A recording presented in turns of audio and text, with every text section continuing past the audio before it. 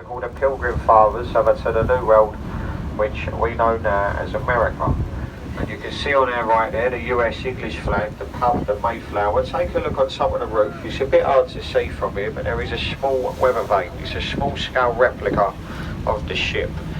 And this pub, it's got 3 different licenses, which is don't hear about much. It's got a license to sell US English stamps. It's licensed to be a pawnbrokers. And most importantly, it's got a license to sell alcohol. Word wharf on this river, it means warehouse at riverfront.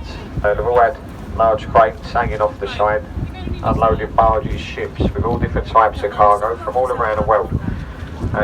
Then move further down river now on a much bigger scale, ships and containerisation. The buildings you can see now, they're all luxury apartments.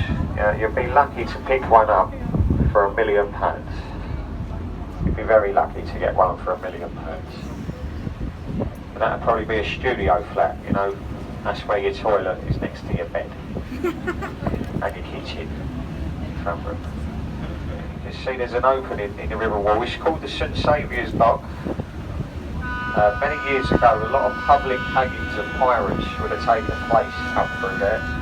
And that is where also the original Charles Dickens film, Oliver Twist, a lot of the filming location took place up through there. That's where you'll find Jacob's Island, where I do say it was a candle, started a fire in a baker's shop in Pudding Lane. Also to your left you can see the blue glass building on the riverfront. It's very blue, very shiny. Now this is the National Training Centre for window cleaners. The yellow brick building next door with a grey rounded roof, that's the old Billingsgate Fish Market. Fish boat sold it to America and now stands over Lake Havasu in Arizona.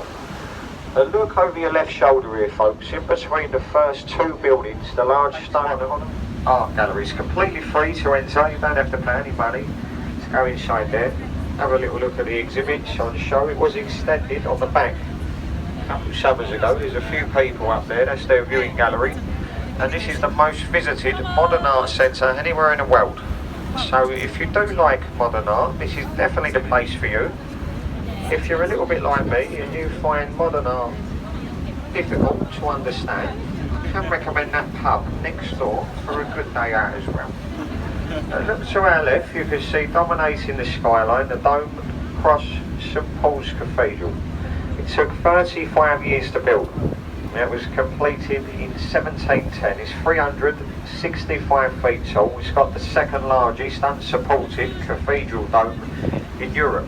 At the top of the dome, there is a viewing platform. You can go up there. It's about 500 steps to the top. And the architect, Sir Christopher Wren.